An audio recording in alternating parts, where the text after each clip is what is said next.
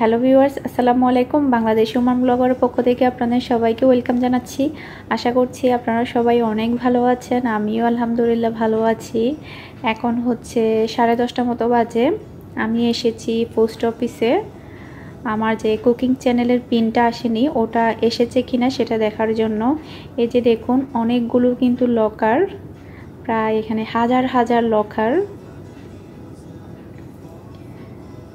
আরব দেশে হচ্ছে সব কিছু লকার সিস্টেম, লকারের মধ্যেই আসে। আপনাদেরকে একটু দেখালাম।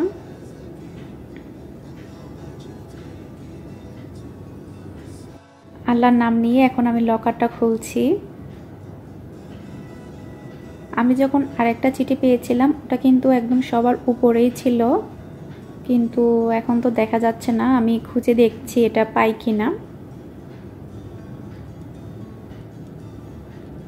ওই সময় যখন আমি লকারটা খোলার সাথে সাথে একদম সবার উপরেই ছিল লেটারটা, কিন্তু এখানে তো দেখাই যাচ্ছে না। মনে হচ্ছে লেটারটা আসেনি, কিন্তু কেন আসছে না বুঝতে পারছি না। কয়েকদিনের মধ্যে কিন্তু 1 মাস হয়ে যাবে। একটা চলে আসলো, কিন্তু আর একটা আসছে না। আমি কিন্তু একই দিনে কিন্তু রিকোয়েস্ট করেছি 2টা চ্যানেলের জন্য।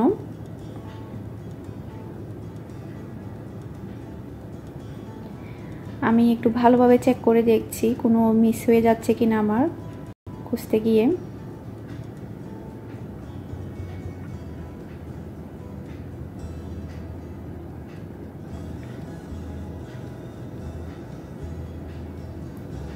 আসেনি, খুব ভালোভাবে চেক করলাম।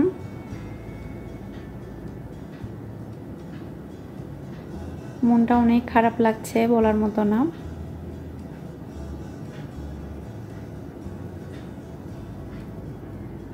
আমি আবারও একটু চেক করি, সব কিছু বের করে দেখি কোনো মিস হয়ে গেল কিনা। আসলে একটা জিনিস কি, মনকে বোঝাতে পারছি না কেন আসছে না এটা। কারণ যেহেতু আমি একই দিনে রিকোয়েস্ট করার পরে আমি আরও একটা পেয়ে গিয়েছি, কিন্তু আরেকটা পাচ্ছি না। এর কারণে একটু খারাপ লাগছে। আমি খুব ভালোভাবে চেক করে নিয়েছি, সব কিছুই আসেনি।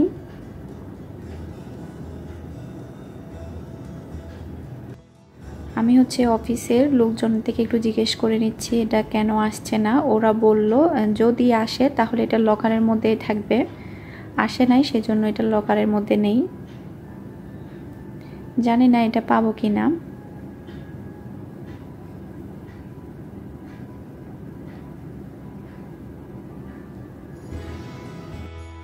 এখন হচ্ছে আমি বাসার মধ্যে চলে এসেছি। বাসার মধ্যে আসার পরে নাস্তা করেছি। বাহিরে যাওয়ার সময় কিন্তু নাস্তা করা হয়নি, ওখান থেকে এসেই নাস্তা করেছি। তো এখন হচ্ছে আমি দুপুরে রান্না করার জন্য সব কিছু বের করে নিয়েছি। আমি আজকে দুপুরে রান্না করব চিংড়ি মাছ দিয়ে হচ্ছে ভেন্ডি ভাজি করব। এরপরে হচ্ছে কয়েক পিস হচ্ছে মুরগির মাংস ছিল, খুবই অল্প পরিমাণ, 6 থেকে 7 পিসের মতো হবে। তো ওগুলো হচ্ছে 2টা আলু দিয়ে ভুনা করব। এরপরে হচ্ছে আমি গরুর পায়া ভিজিয়েছি, রাতের জন্য পায়া রান্না করব।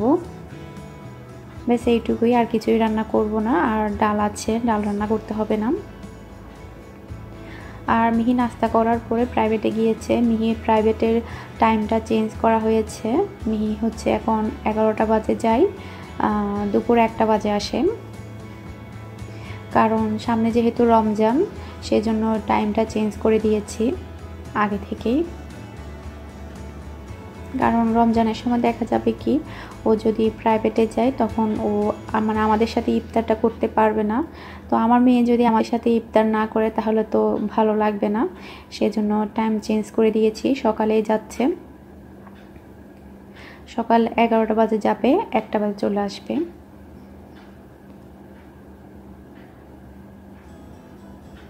এখন হচ্ছে আমি ভেন্ডিগুলো কেটে নিচ্ছি।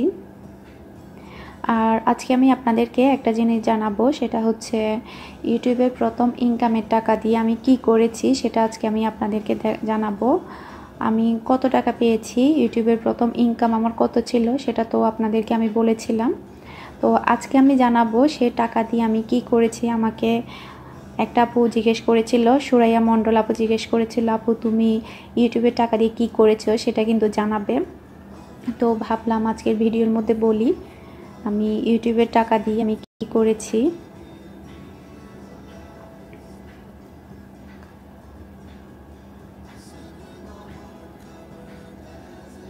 আর গত 2 দিন আগে আমি তো চট্টগ্রামের ভাষার ব্লগ শেয়ার করেছিলাম। সবার এত সুন্দর সুন্দর কমেন্ট পেয়েছি, আসলে কি বলবো, আমার কাছে খুবই ভালো লেগেছে।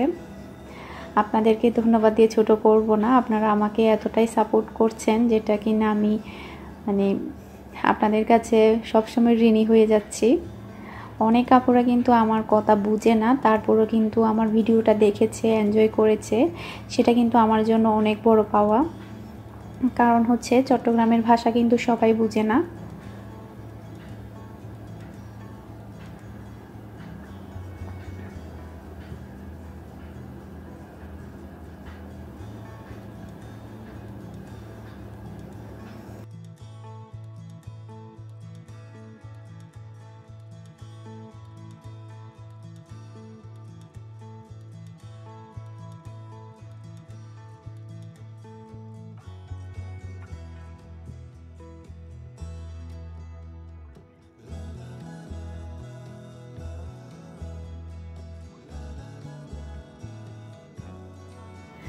এখন হচ্ছে আমি চিংড়ি মাছ দিয়ে হচ্ছে ভেন্ডি ভাজিটা বসিয়ে দিচ্ছি।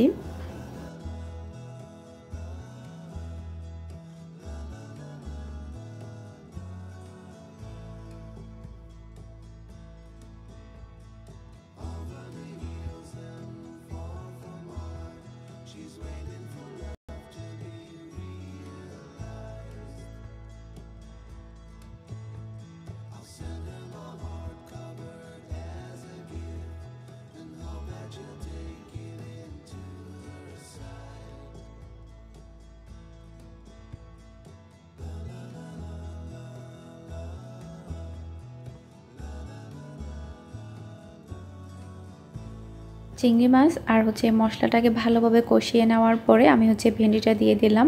এখানে কিন্তু কোনো প্রকারে পানি দেওয়া যাবে না, একদম পানি ছাড়া এটাকে ভাজি করতে হবে। চিংড়ি মাছ দিয়ে যদি ভেন্ডি ভাজি করা হয় তাহলে কিন্তু অনেক টেস্টি হয়, আমার কাছে খুবই ভালো লাগে।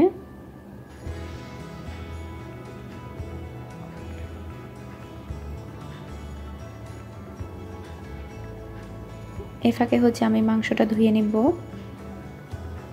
খুবই অল্প পরিমাণ মাংস, খুব বেশি না।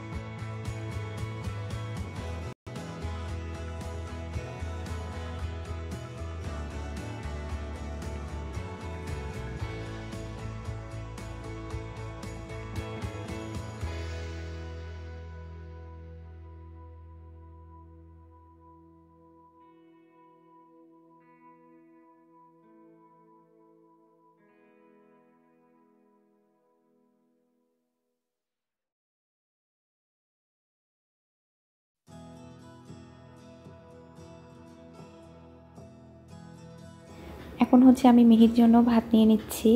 3 থেকে 4 দিন হবে মিহি এখন নিজের হাতে ভাত খাচ্ছে। অভ্যাস করানোর জন্য ওকে হচ্ছে আমি নিজের হাতে ভাত দিচ্ছি। ভাত ফেলে দেয় খাওয়ার সময়, আবার অর্ধেক খায়, আবার অর্ধেক রেখে দেয়, আবার অনেক সময়ও লাগে ভাত খেতে। তারপরও আমি কি করব, অভ্যাস হওয়ার জন্য আমি এটা করছি। কারণ ও তো এখন অনেক বড় হয়েছে, নিজের হাতে তো খাওয়া উচিত। ওকে শুধু আমি মাংস আর আলু দিয়ে দিব, কারণ ও সবজি খাবে না। আর ডাল দিব, ও তো ডাল খাবে।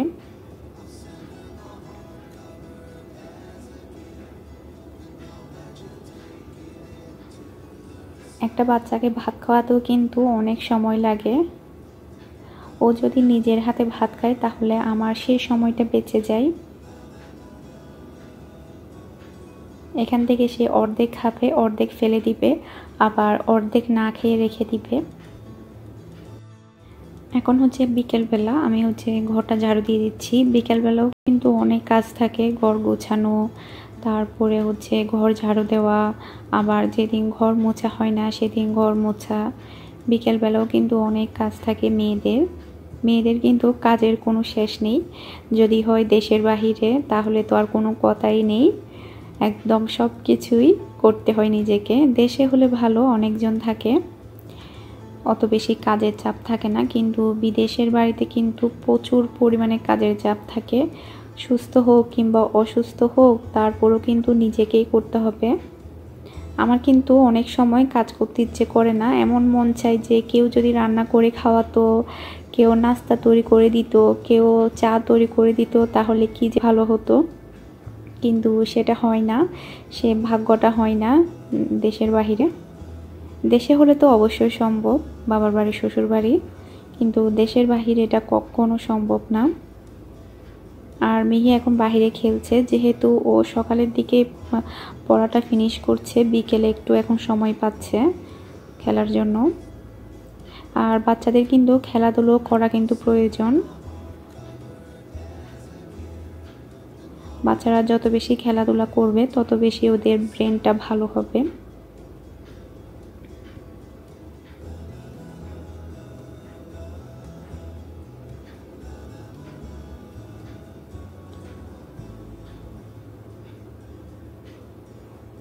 অনেক সময় ইচ্ছে করে অনেক কাজ করে ফেলি, আবার অনেক সময় কোনো কাজই করতে ইচ্ছে করে না। বিশেষ করে আমার ক্ষেত্রে এটা হয়, মাঝে মধ্যে ইচ্ছে করে শুধু কাজই করি, আবার মাঝে মধ্যে কোনো কাজই করতে ইচ্ছে করে না।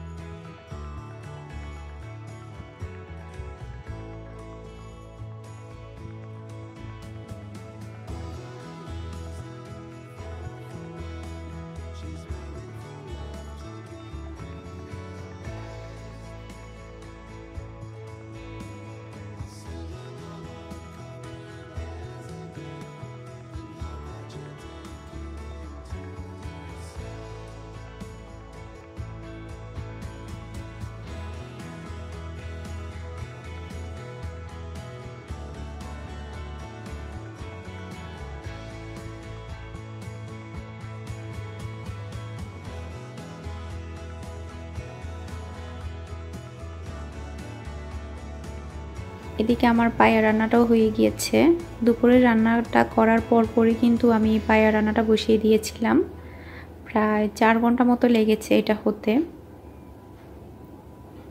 এটার রেসিপি আমি দেখাইনি, কারণ আমি অনেকবার দেখিয়েছি সেজন্য। বাসার কাজগুলো শেষ করার পরে এখন হচ্ছে একটু বের হলাম হাঁটার জন্য। আর এদিকে হচ্ছে মিহি আর হচ্ছে অর্ঘ্য খেলছে। এখন তাহলে আপনাদেরকে হাঁটতে হাঁটতে বলি আমার ইউটিউবের প্রথম ইনকামের টাকা দিয়ে আমি কি করেছি। আমি ইউটিউবের প্রথম ইনকামের টাকা আমি 1 টাকাও খরচ করিনি। আমি হচ্ছে আমার বাবা মা আর শ্বশুর শাশুড়িদেরকে দিয়ে দিয়েছি, কারণ ওনারা হচ্ছে মুরব্বী মানুষ, ওনাদের দোয়া কিন্তু আমাদের জন্য অনেক বেশি জরুরি।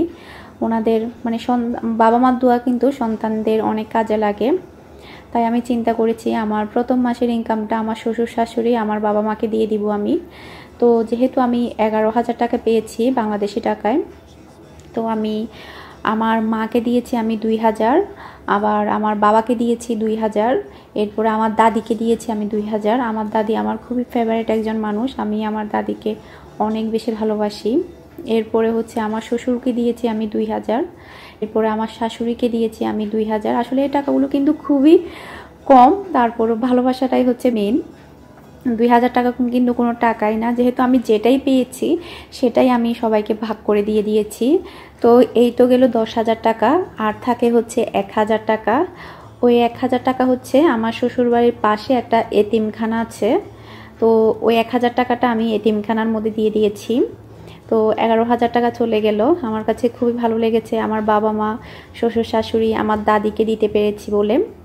আশা করছি আমার আজকের ভিডিওটা আপনাদের কাছে ভালো লেগেছে। আমার ভিডিও যদি আপনাদের কাছে ভালো লেগে থাকে আমার চ্যানেলটা কিন্তু আপনারা অবশ্যই সাবস্ক্রাইব করবেন, আর ভিডিওর মধ্যে কিন্তু লাইক দিতে একদমই ভুলবেন না। আপনারা আমাকে প্রতিনিয়ত সাপোর্ট করছেন বলে কিন্তু আমি সামনের দিকে এগিয়ে যেতে পারছি। আজকের মতো বিদায় নিচ্ছি। আপনারা সবাই ভালো থাকবেন, সুস্থ থাকবেন। আল্লাহ হাফেজ।